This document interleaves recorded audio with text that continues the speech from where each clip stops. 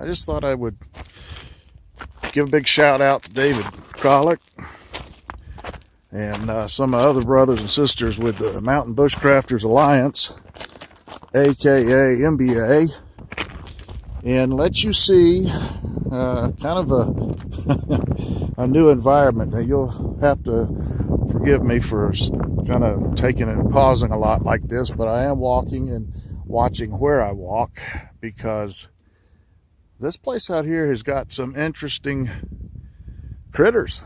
Not only do you have the snakes, but you got scorpions and tarantulas. And as you can see, a lot of the landscape looks fairly similar. I'm going to pan down a little bit, let you see some of the ground maybe, along with a big long shadow. Rocks. Everywhere there's rocks. You go to dig a hole, there's rocks. You go to put up a shelter, there's not very many trees to tie to. And as for the obvious, the climate here, the annual rainfall average for this area is 5 to 6 inches a year. That's right, a year. So obviously water is of utmost importance. These washes have a lot of greenery around them. And this greenery is getting its life-giving moisture from a layer that moisture layer in some places can be 6 feet, 8 feet deep. I've seen a couple of holes in prospecting areas where people are prospecting and they've dug into the side, and like I said, it would be 3 feet. You would see an actual moisture layer in the soil. Yes, there's an abundance of dry material to gather to use in small stove oven type setup. I'll not be gathering any of it today because it's against the law.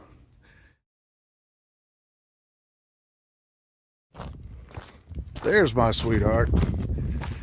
While I'm out scouting around, she was cleaning up a mess kit that we found, and it's not one I would normally pack, but hey, it was a bargain. Let's see, you gave, how much was it that you gave for it again? $3 for the big bucket and the pan and the lid. Wow, what a bargain. It pays to be frugal and shop around a little bit. I'm going to use one of the fire rings that's already out here in the LTVA camping area. And let's get started. Zoom in a little bit and start taking things apart and show you what I got. Brenda picked this up for $3. You have a frying pan with the handle like such, a small cook pot, and then a very large cook pot. So I think today what we're going to do, I'm going to be using the smaller cook pot, set the rest to the side. Now my normal day bag that I carry when I go out contains a few items essential for survival, but this is Mess Kit Monday. And hey, here you go, David. A little pouch of food and a backup, because I didn't know we were going to luck up on this one. So you always have a backup plan. A little pot and a couple of bags to make me look silly. Stay with me, guys. Now this particular little stove kit, I really kind of enjoy. I'm going to use it today for the first time with Triox cubes. But this is actually a wood gas stove.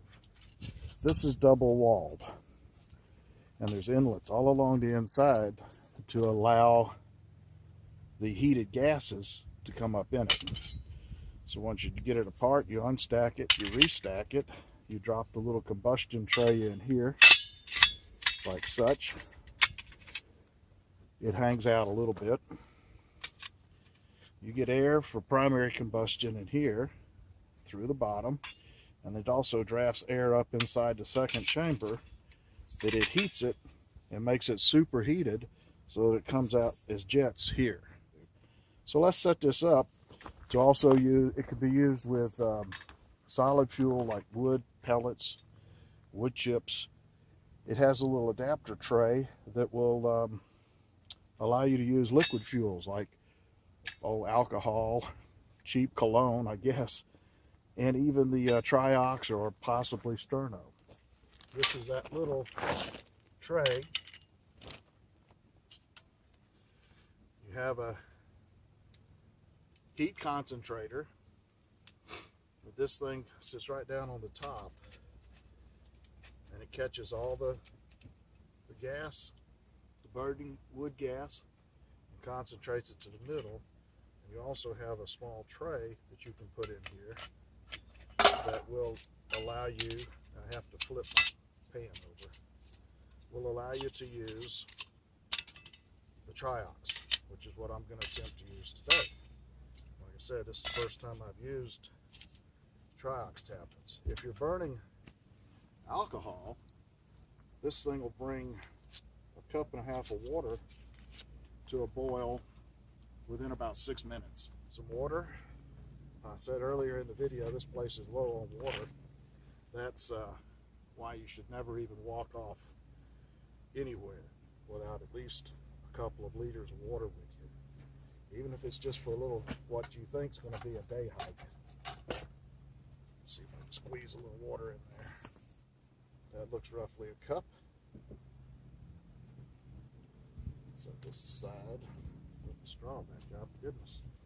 Now, I also carry in my bag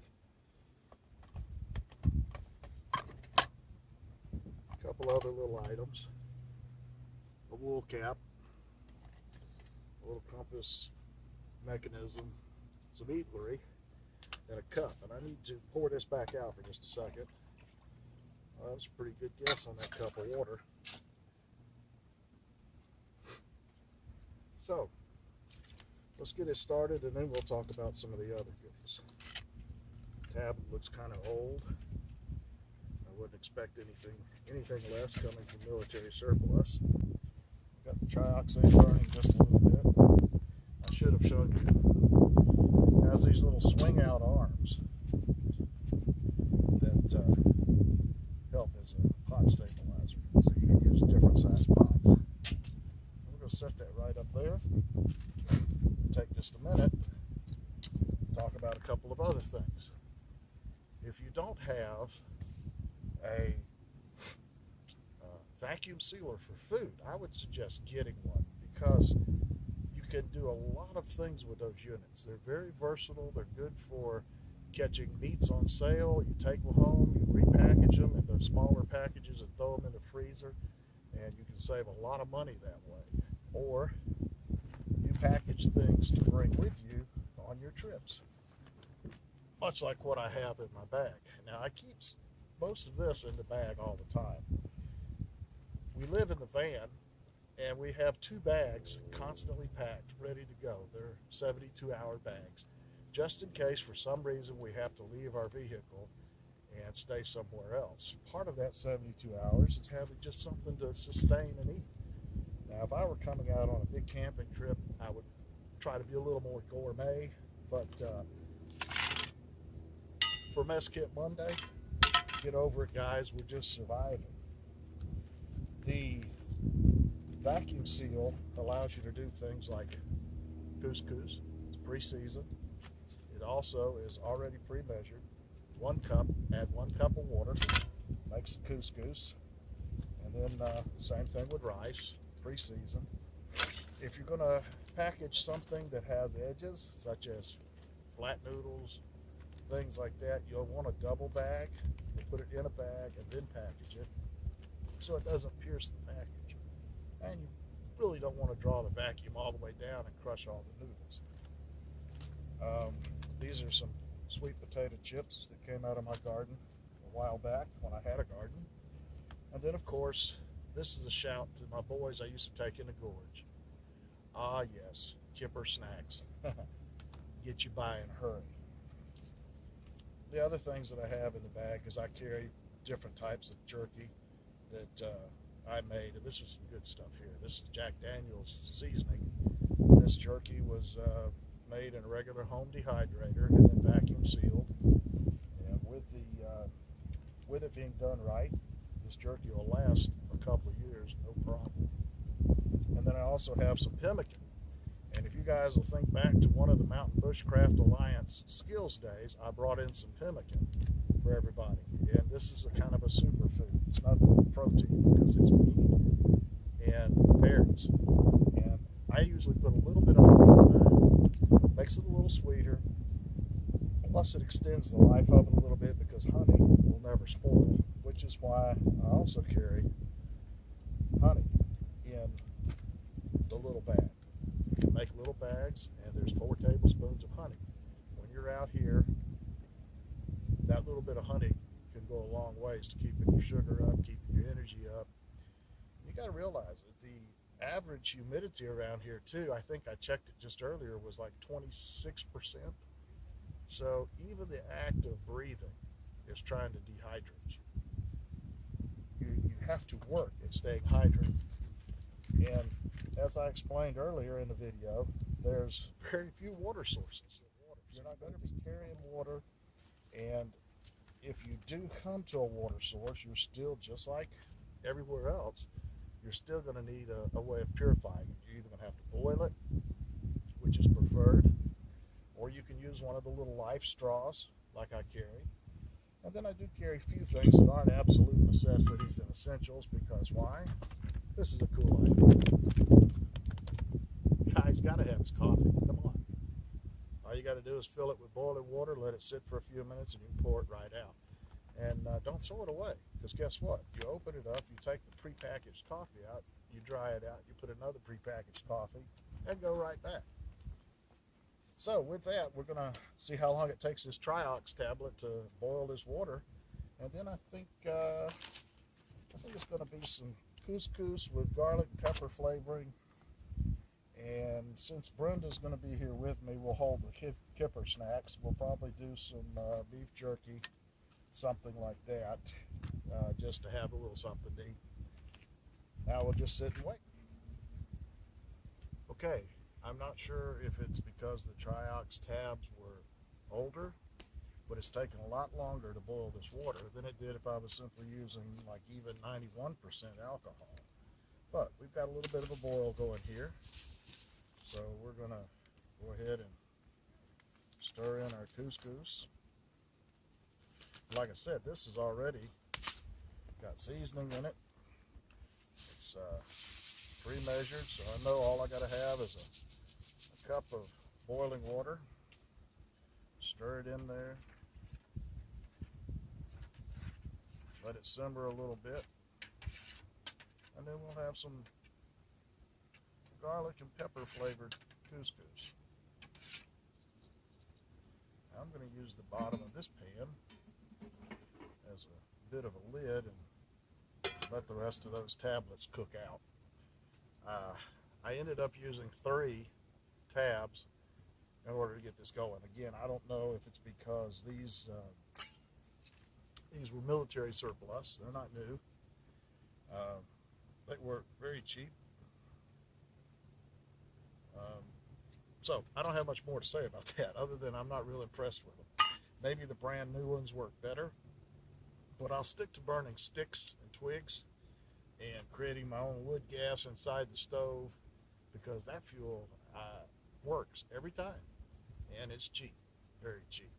So we're going to let this simmer for a few minutes and get back to you. You know, it doesn't get much better than this, to be able to sit out in the open, cook your food, watch a beautiful sunset fixing to happen. The Triox tablets burned out before the couscous kind of fully cooked all the water out, but there you go. Some nice couscous, a little jerky, and I think we're going to call it dinner. Again, this is a shout out to David. here's your mess kit Monday, buddy. And you know, I posted some pictures and clips on the way in here about not burning wood. But I will say this much. If I were out there somewhere and the situation was it was a survival situation, I would be gathering and harvesting wood and any material I needed. Because in a survival situation, there's really only one rule: don't die. That's it. That's the most basic rule to any survival situation. You do what you have to do to stay alive. Thanks for tuning in. Catch you guys a little bit later. We're going to have something to eat.